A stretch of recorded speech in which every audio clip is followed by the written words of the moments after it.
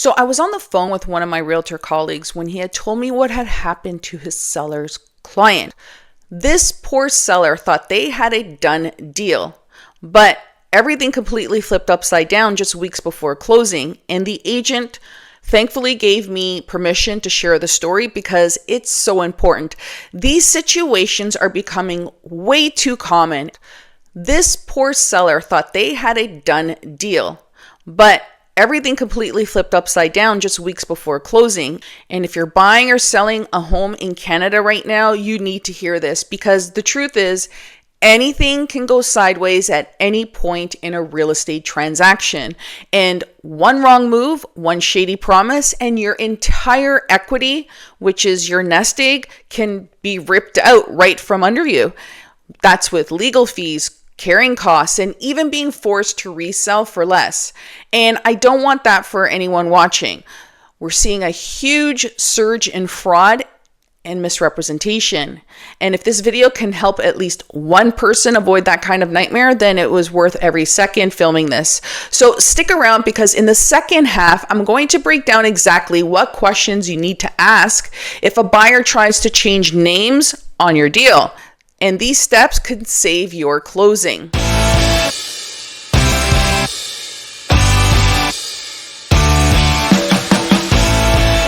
Hi there, I'm Claudia Ragona, one of the Ragona sisters, and today we're diving into the hidden danger when a buyer suddenly wants to switch names just before closing in Canadian real estate. So here's what happened, and honestly, the way fraud is exploding, are we even surprised anymore? Like, the buyer was already in a contract, everything looked fine on paper, but 4 weeks out from closing, they tell the listing agent they want to completely change who's buying the property.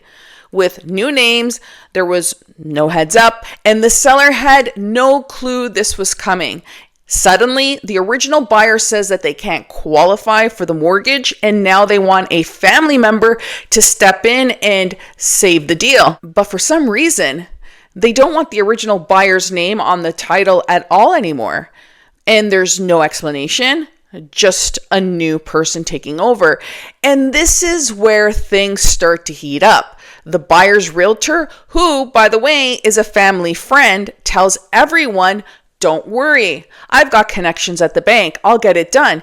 He even told the seller's agent they already had a mortgage pre-approval.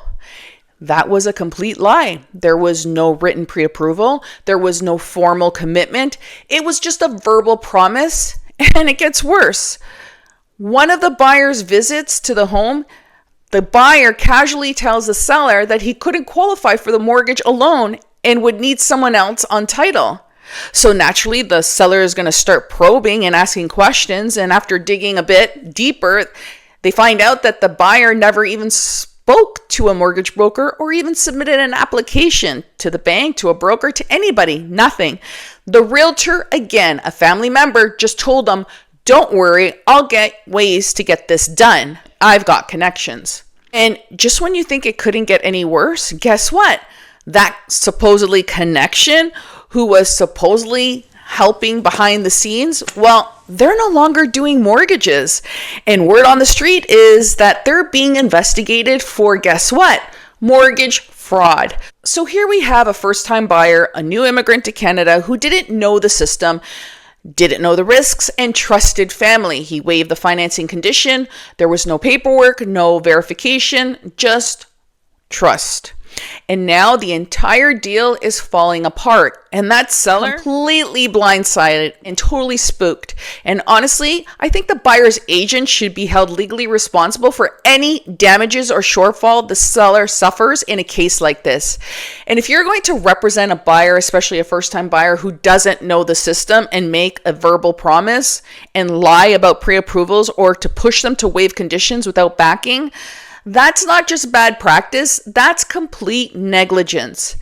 You know how fraud is so rampant these days? Like, you can't even go get a coffee without someone skimming your card, and now it's in real estate too.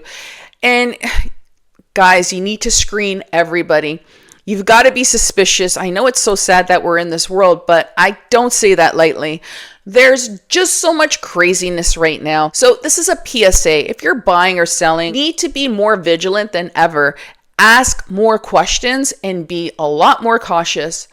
Make sure the buyer is actually qualified. Make sure the agent on the other side isn't just winging real estate part-time, because guess what? That's exactly what happened in this deal. The buyer's rep was apparently doing real estate part-time, and now because they didn't dig deep, the seller's stuck in limbo and the lawyer's trying to figure out what the hell is going on. And this is why I say every single time you need to work with the right professionals, not someone who's dabbling in real estate between shifts, because this guy apparently worked in a warehouse and was only able to speak on the phone in the evening.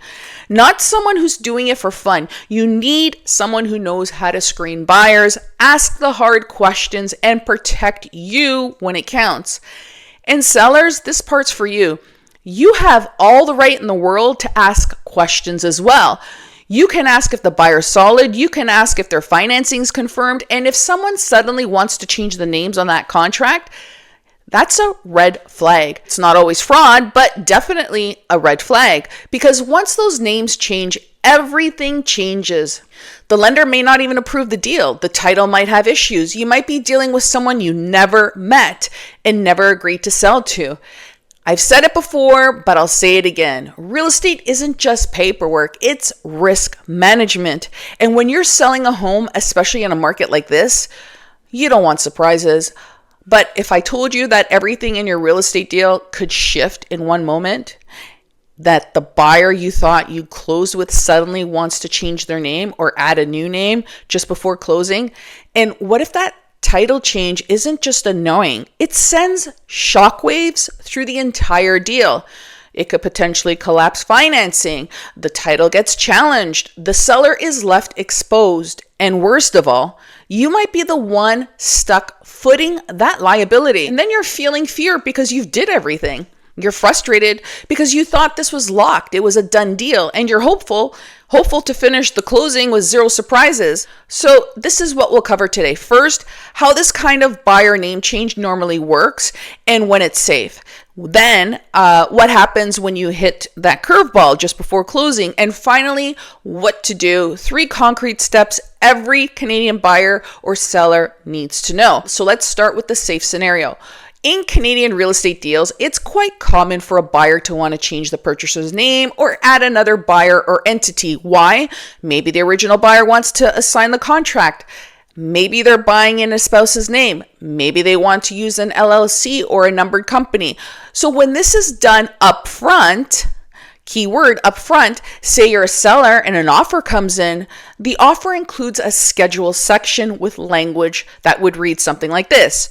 A purchaser may be one or more of the named individuals or an entity controlled by them, and vendor consents to such name or an entity change prior to closing, provided all conditions are satisfied. That way, you know ahead of time, all the parties agree, it's well documented, and it becomes part of the contract. The seller has discretion. Do I accept this offer with this buyer name change clause, or do I reject it? You have those options.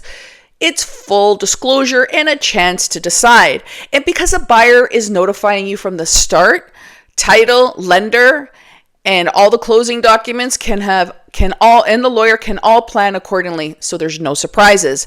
But here's where it gets messy. What happens when you don't get that disclosure up front? That's when problems start. So picture this, closing day is looming. You, the seller, have cleared out the house. The financing is arranged. The title company is ready. Then boom, 48 hours before closing, you get an email. We'd like to change the purchaser's name to either a name or an entity.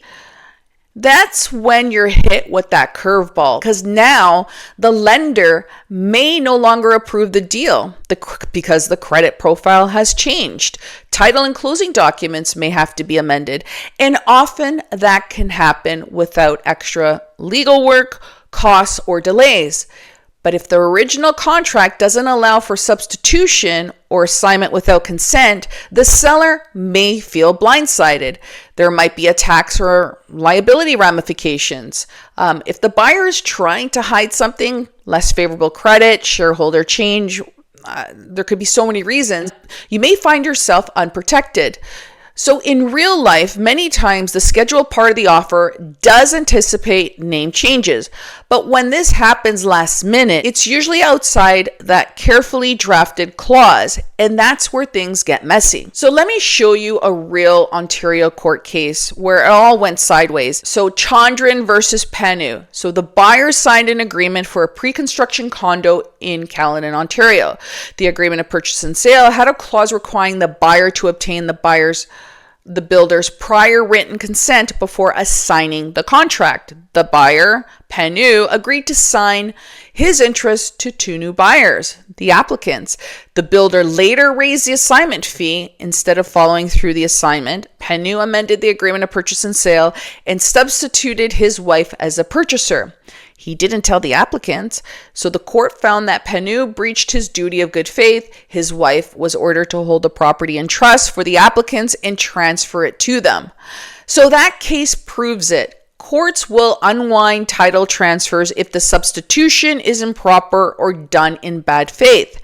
So here's what you need to do to protect yourself. First, verify contract clause for purchaser's name and entity changes. So before you sign the agreement of purchase and sale, check the purchaser's name clause, include language that allows substitution only if the seller consents and the new buyer meets all financing and legal criteria. Takeaway 2, if a change is requested close to closing, you need to pause and reassess and ask why. Was it disclosed in the offer? Has the lender approved it? Will title close? Does a contract permit this? You may need to request an additional deposit, update financing, or even decline. Takeaway 3, you need to document everything and involve your professionals. Any change in name or buyer must be documented. Amend the agreement and purchase and sale. Verify title instructions. Ensure lender approval and legal compliance. So again, let's recap. Yes, name changes or buyer substitutions can be valid when done transparently and with consent. But when they come last minute without full disclosure or documentation, they can destroy a deal. So let me ask you, do you think the buyer should be required to provide a written mortgage pre-approval to the seller before waiving any conditions? Let me know in the comments, because verbal promises just aren't cutting it. Thanks for watching. I'll see you in the next one.